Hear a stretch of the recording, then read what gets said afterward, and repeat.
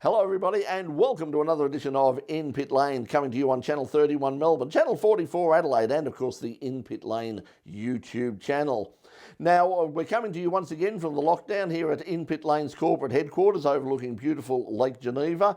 We've been here for a long time now, and I have to say that I've borne it very well, I think, over the past time, but I'm getting a little bit sick of it now. I must admit, really want to get out there, really want to get back to the track, really want to get out and get some sort of normality again. This has all been well and good, but starting to become a bit boring now. But anyway, joining us tonight is a young man with a huge future in front of him. He won last year a very prestigious award, Motorsport Australia's Junior Driver of the Year award. He's from Sydney. His name is Edan Thornburrow, and he's got an interesting background. Is that normally when you hear sort of young driver of the year, you think someone who's come through karts, but that's not the case. He's come through a very different route, and he's going to talk about that a little bit later on in the program. But right now, things are slowly but surely returning to normal, so we do have some motorsport news to talk about. Let's check it out with the In Pit Lane Motorsport News. For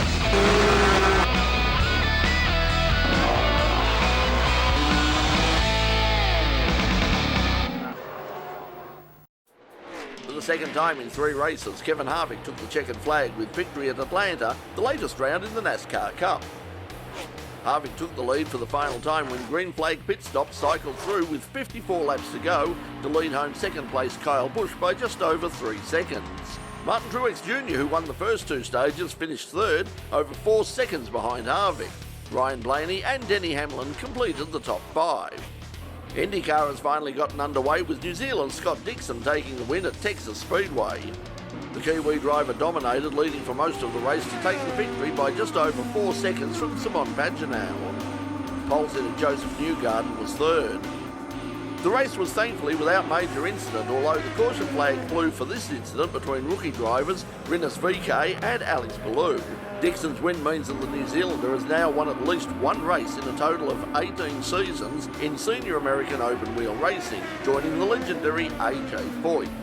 Such strange times right now, and I just can't thank the team. It was such a team effort. We had a couple of mistakes there at the start, both on my point and throughout the race, but we recovered. It was awesome. Honda, it was huge, man. The power out there. I don't know what was with this fancy bank car. It was just so fast. Any situation we were in, we could just go for it. So huge thanks to everybody involved, and bummed that the fans aren't here. Wish everybody was here to celebrate. Australian driver Oscar Piastri has taken an all-the-way victory in the Formula 2E series at the virtual Azerbaijan circuit. The Melbourne driver won by more than 10 seconds. The Renault Junior driver then went on to finish 5th in his virtual Formula 1 Grand Prix debut. That race was won by Williams driver George Russell ahead of Alexander Albon and Esteban Gutierrez. Piastri will race in the first round of the FIA Formula 3 Championship when it officially gets underway next month.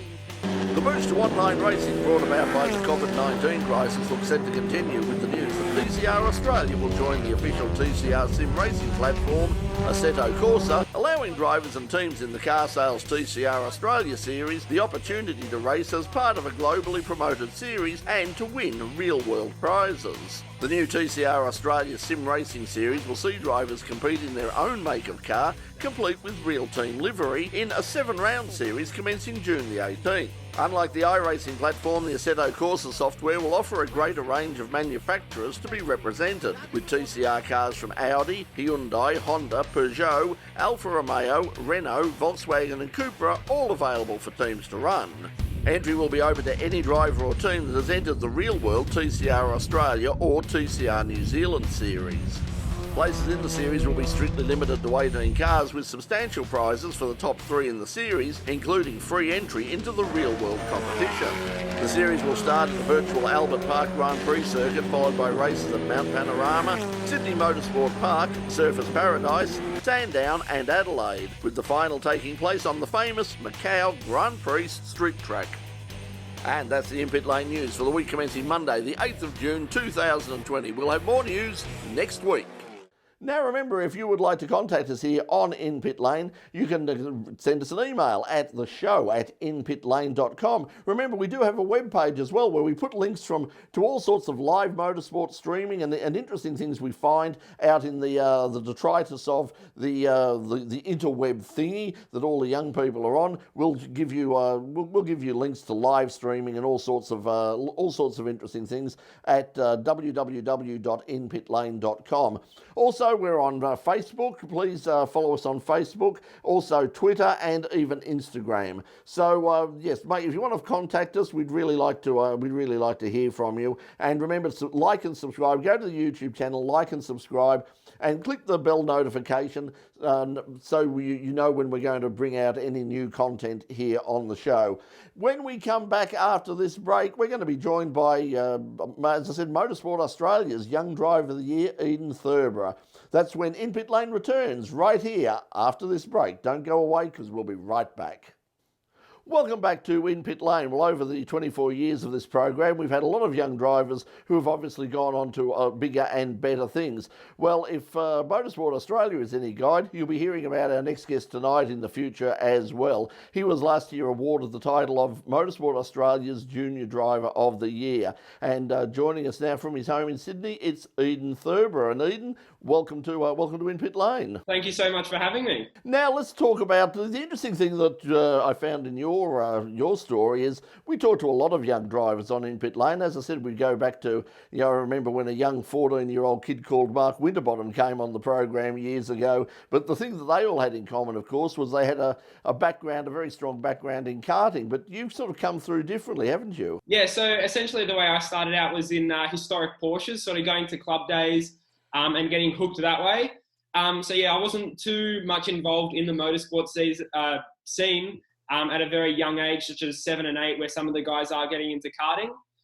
However, I think that there's still many other ways that you can get into a motorsport at a professional level, and I think there's more than just karting. So yeah, starting out in historic Porsches, I think, has its benefits. But yeah. Yeah, to say the least. I mean, bragging rights as much as anything, to be able to say, what do you do on the weekend to all your schoolmates? Yeah, I was racing a classic Porsche out at Sydney Motorsport Park. So tell us about that car. Yeah, so the way it started was my old man. He started out with a 1985 Porsche 944, and through friends, we started getting involved in the Porsche Club of New South Wales.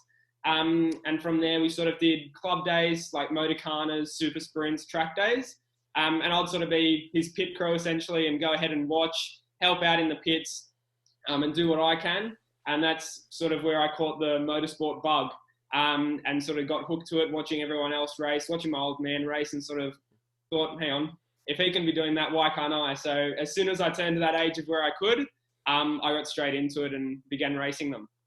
So that was mostly in New South Wales, was it? Yeah, so for the most part it was in New South Wales. However, as I started to progress, I did move down to Victoria, where I did days at Phillip Island as well.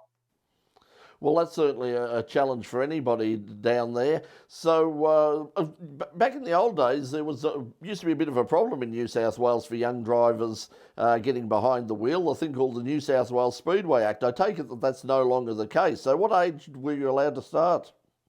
So the way I started out was doing what they call skid pan days and junior days. That's basically learning basic forms of car control.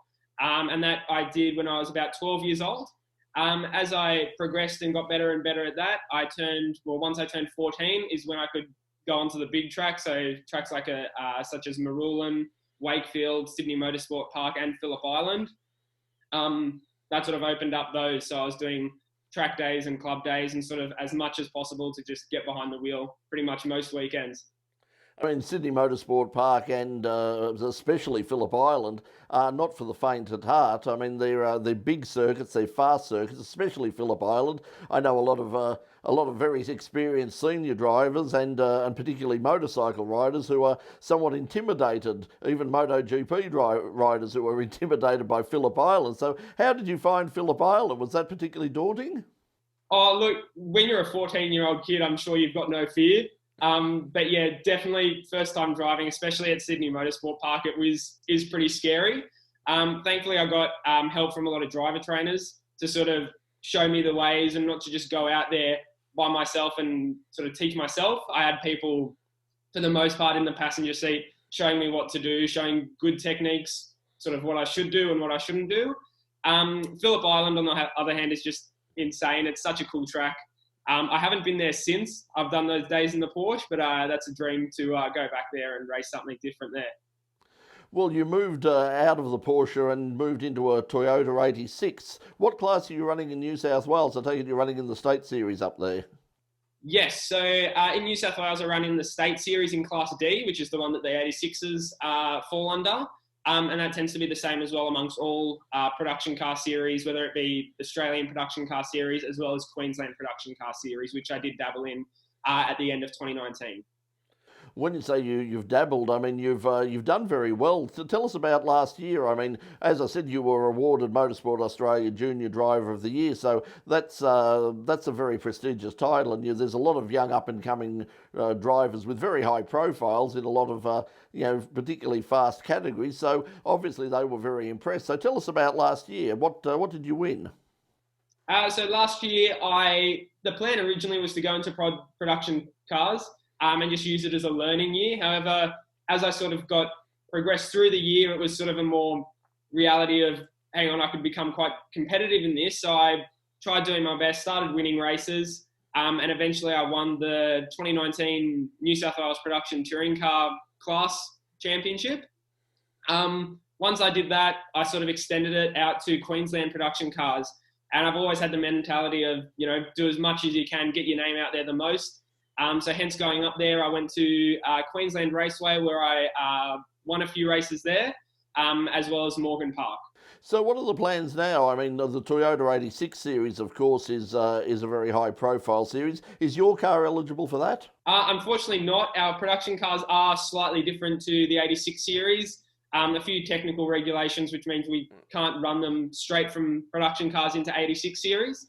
For the time being, though, we do want to continue running in prod touring as well as Bathurst 6 Hour, which I've just announced is on the cards and will be happening in November. So I'm super pumped for that. Yeah, we'll get on to that after the break because I want to go into a bit more detail with that. But, we might as well get it out of the road now. I mean, what are the long-term plans? It's been interesting, but, over the 24 years, as I've said a few times, when we had young drivers on in the past, they all said, I want to race Formula One. I want to race Formula One. Nowadays, that's, I don't know whether you're sort of, more grounded, more realistic nowadays, but not as many people are saying that now. So what are your plans for the future? Yeah, look, Formula One is great, and there is, it's sort of every boy's dream to become a Formula One driver. However, the reality is some of these guys are getting into Formula One when they're 17.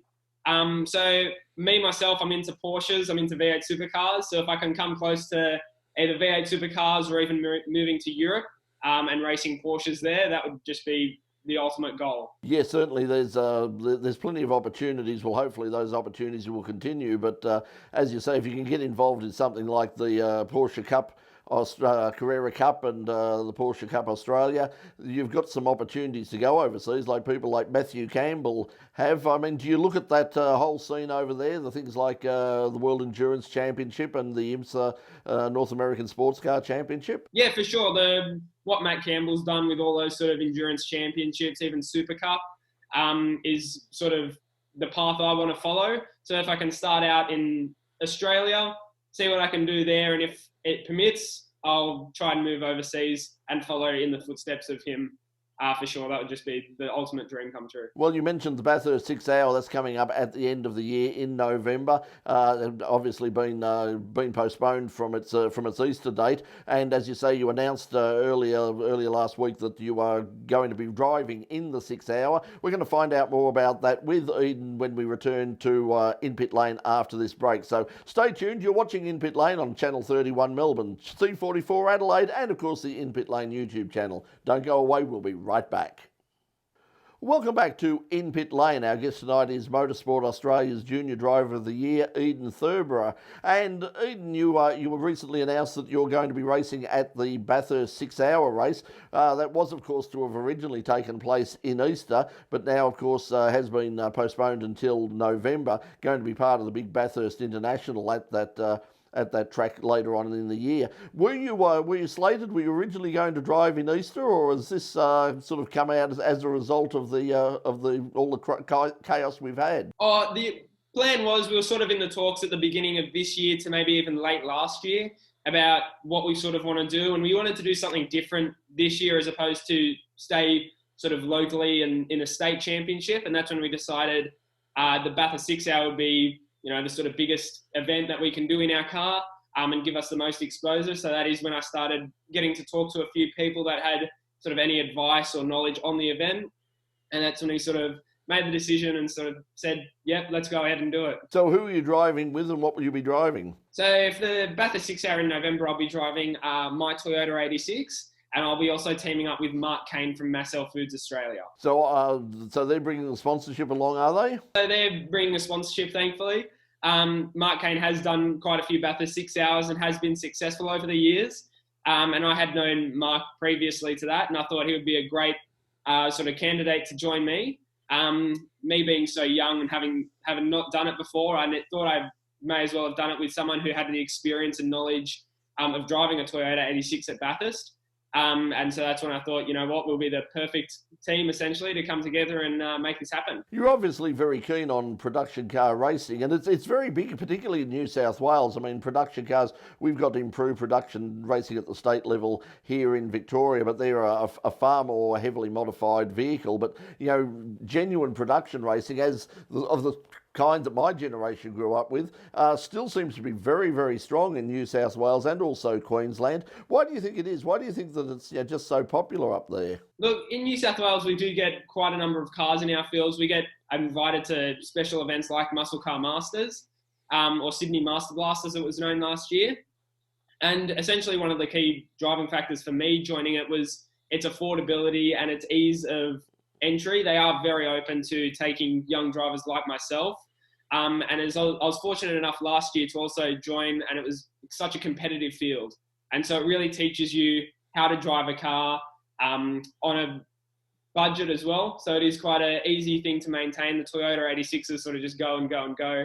And yeah, they're just a great sort of starting out series for someone like myself. So have you planned into the future? I mean, you said where you wanted to be. I mean, have you sort of, do you have something written down somewhere which says, this is where I want to be next year, in 5 years, in 10 years? I mean, what's the next step? I mean, after November is finished and hopefully you do well at Mount Panorama, what's the step for 2021? Yeah, look, with the near future, you can never really cement something as of now. It's always usually last minute decisions. Especially now.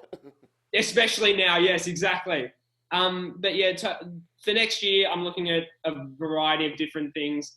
Porsches are on the cards, V8 touring cars, all that sort of stuff. Something that'll get me just that next step up and possibly get my eye in the door to reach the future goal. Well, of course, up at Bathurst for the Bathurst International, you'll be there alongside a lot of young drivers in the TCR series, which is growing very rapidly. Also, the Trans Am series, or another category that's attracting a lot of young drivers and a lot of interest. Are they categories you're interested in having a look at? And will that be part of the whole sort of experience at Mount Panorama, apart from obviously concentrating on your driving?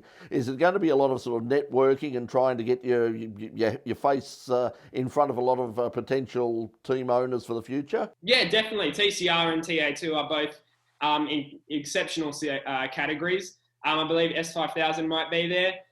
So yeah, to have categories, team owners, drivers of such high profile there will just be a great, like you said, networking opportunity. Talk to a few people, get to know the series, the categories, and sort of see what sort of advice they have and what learning they've done, and what sort of advice they could give me to moving up the next step. So after that, once you've completed that task, you mentioned something about moving overseas. I mean, do you have any specific area that you would like to go? Because there are so many options now. I mean, back in the day it was always straight to Europe. But are you looking at things like like the United States and the very healthy sports car scene they've got over there, and also the increasingly growing scene in Asia as well, where people like Earl Bamber and those sort of people have come through? Yeah, look, definitely. Europe is the sort of the place everyone's sort of gone, but now with growing motorsport in Asia and the US, they're both provide great opportunities for people looking to move overseas. They have some great programs and categories that they do have.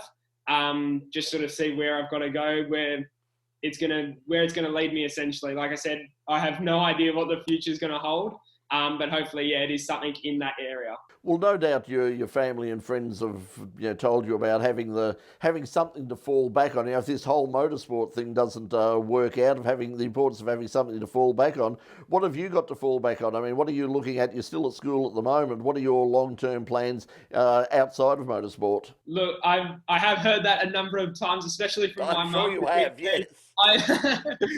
Especially from my mum saying, Edan, have a plan B, and so many people have said that, and I have come to realise the importance of having a plan B. Motorsport is incredibly hard to get a profession out of. Short term, I think going into the family business would be the best option for me, helping build that up, but I am into business, something along those lines, whether it's building up a family business or something related to that. I also have been incredibly interested in engineering. So whether it's mechanical engineering, anything along those lines, so that I can keep in that world of motorsport, whether it's racing the cars, working on them, building on them, anything to do with the cars, I'm happy. So, yeah. Well, I can say one thing: if you want a successful career and you want to be rich and secure in life, just make sure that you don't go into the media. Right? You take that from me. Well, good luck for both the rest of this year, particularly up at Bathurst. I mean, it's a huge challenge up there, and it's a very exciting race. The 6 hour race, we know how successful the 12 hour has grown, but the 6 hour race sort of forgotten about for a while, but it is now growing in its own right. So that'll be interesting and to look at later on this year. But good luck, congratulations on your victory in the Motorsport Australia Junior Driver of the Year. Very prestigious award, and something that you'll be able to look back on for many years to come as a great achievement. But for now, Edan Thornburrow, thanks for joining us in Pit Lane. Thank you so much for having me. It's been an honour. Well, thanks to Edan Thornburrow, and as you can see, a very nice young guy, and because obviously being awarded the CAMS Young Driver of the Year, the Motorsport Australia Young Driver of the Year, there's a lot of people in that organisation who think a lot of him and his potential for the future. So, later on during the Bathurst 6 hour, when you're sitting at home watching it, or hopefully if you're up in the mountain, if they let spectators in at that time, you'll be able to cheer him on, and you'll be able to put a face to a name, and that's what this is all about. Hey, thanks for watching us here on In Pit Lane. Obviously, we're not back in the studio yet. Whether we ever get back in the studio, I honestly don't know. But yeah, it is what it is, and we're doing our best to keep you entertained and to keep you informed every week here on In Pit Lane. So thank you to everybody at home for watching us, whether it's on Channel 31 Melbourne, our friends at Channel 44 in Adelaide, and of course if you're watching us on the In Pit Lane YouTube channel. But that's all we've got time for this week. Until we see you next week, thanks for joining us, and bye for now.